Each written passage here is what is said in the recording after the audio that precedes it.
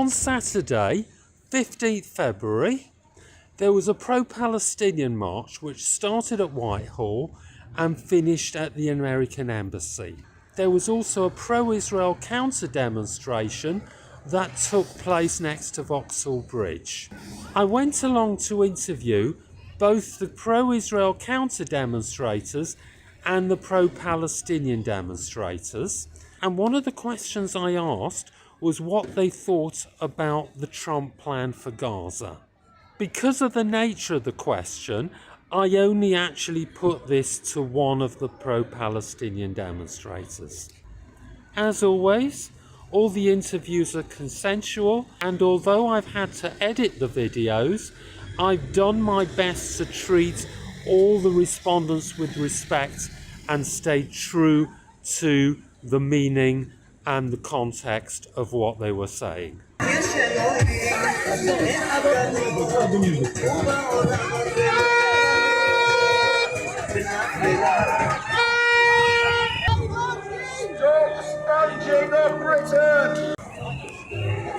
What do you feel about the Trump proposals around removing Gazans from Gaza and creating a Riviera on the Mediterranean? I don't think he means it. Donald Trump understands that, unlike our regular politicians, that there's a lot of levers that can be pulled.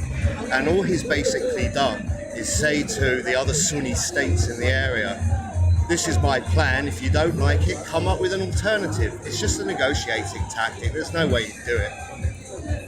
Is there an alternative? Well, that's above my pay grade. But I understand this morning that, I can't remember which countries it was, Egypt or the UAE, I can't remember, that have said, well, they do understand that in order to move on, they have to remove Hamas from power. And they said that they can't put that ideology above the safety and future of Palestinians.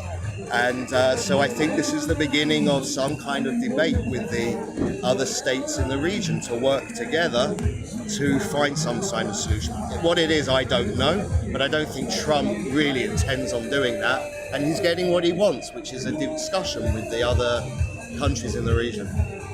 Thank you, right? That's great. You've got an Israeli flag, a Make America Great Again flag, yeah, I love and what's the other flag? It's a Belba flag. Hey? A Belba. The Belbas, they are in North Africa.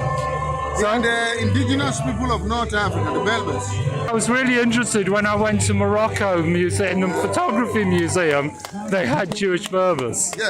Yeah. You know Jewish people long before Islam came to Africa. Not part of the whole Islamization and the Semitic portion that's going on in the Middle East and North Africa. So when Israel is in trouble, a Berber will rise up for Israel. So you are a Berber? No, I'm an Akan. We are also the same. We love the Jewish people. Yes. We don't have anti-Semitism in our country. We're from Ivory Coast, Ghana, Liberia, and some part of Burkina. Trump wants to make Gaza great again. Yeah. That's what we want. Trump wants to build Gaza so that the kids will have a job instead of, UNRWA kindergarten training them to transport bombs for Hamas. But isn't he talking about expelling the people of Gaza to go to Jordan Put them away and until Egypt? the place is built, and then they can come back. They will be groomed right to walk away from terrorism, and they can come back. That's what everybody wants for them. Look at Dubai. Look at how beautiful Dubai is. Why can't you want that for the people of Gaza? They are the same people, they are human beings. If you want the best for the people in Dubai, you have to want the best for people in Gaza. Hamas is still in control in Gaza. They'll be finished now. Hamas have destroyed Gaza. Hamas were voted into power by the Gazans, remember? Yes. Yes. But one thing they have proven is that democracy can be a curse to you. If you vote for a terrorist, prepare to live with terrorists. And the only thing they bring for you is hell on earth.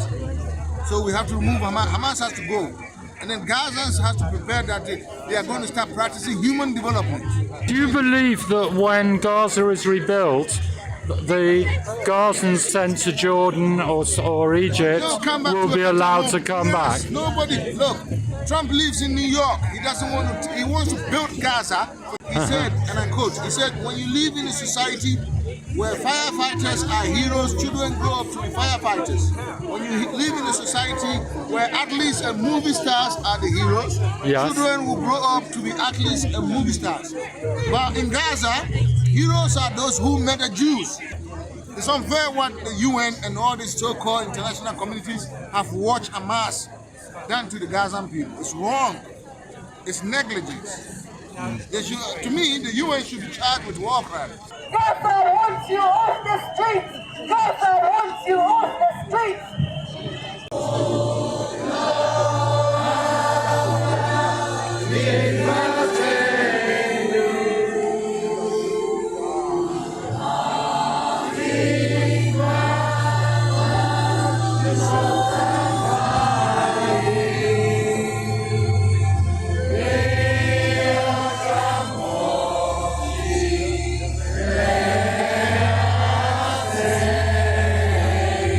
What do you think about the Trump proposal?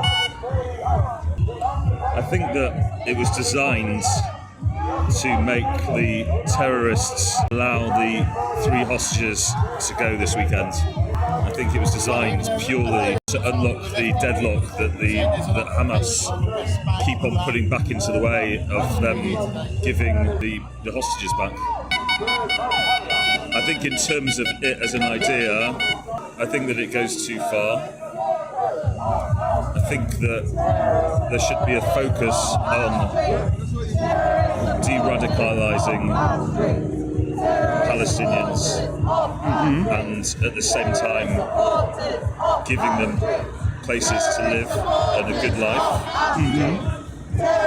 However, I'm not sure whether that should be in surrounding Arab countries or in Gaza, as I think they do have a right to live there. In the meantime, how would you be able to do that if Hamas is still in power in Gaza? It can't be done. Not if Hamas is in power, no.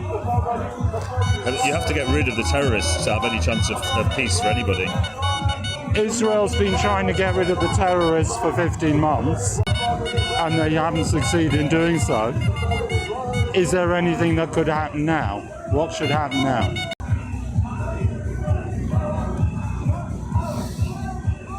I don't know the answer to it. I'm sorry, I'm trying to rationalise it. That's very honest. I don't know. It's horrific, the whole situation. But, you know, you've got the complication of hostages and of a civilian population and whatever people. The bombing hasn't been indiscriminate. It's been on buildings that have been identified as having terrorists within them operating from there. Have Israel got it all right every time? Of course not. I'm sure not. They're not perfect. No country is, and no war is. Could they have gone in a lot harder if they had chosen to? Yeah, they could have wiped out Gaza in 3 or 4 days if they wanted to. But they can't do that because they would genuinely kill hundreds of thousands of people then. So they're trying on the one hand to fight with one hand behind their back and still getting berated for it. But it is war, unfortunately. War's hideous. Something like this abroad, how many died? 1 million. This ain't a threat, my bros. I promise the land is for Palestinians. Here's a direct message to BBC and something to tell your local MP. I'ma wave my flag, scream free Palestine. They say it's a crime and it means free me. Last time I interviewed you was at an anti-Tommy Robinson demonstration. Well, I'm against Tommy Robinson. I noticed that. Trump are just part of the circus, you know, to control us and keep us in talking nonsense. Whereas what we've got to do is break the impositions from the World Economic Forum and the mega corporations. How do you think at the moment Trump is saying we're going to make Gaza the next Riviera? How do you think that's going to play out? I don't think it'll happen, but I think it's an opening gambit for something else. I mean, he wants to do a deal with Russia and get shot of Ukraine, and he wants them to support whatever he's going to do in Gaza. But emptying Gaza won't work. There'll be too much resistance. But maybe make a compromise. Maybe they'll make the edge of it into a Riviera and leave people in there, fenced in. I don't know. But whatever, it's bad. And the idea that Trump is going to save us is complete nonsense. Trump ain't going to save us. Okay, To save ourselves. okay. Resist, defy, do not comply.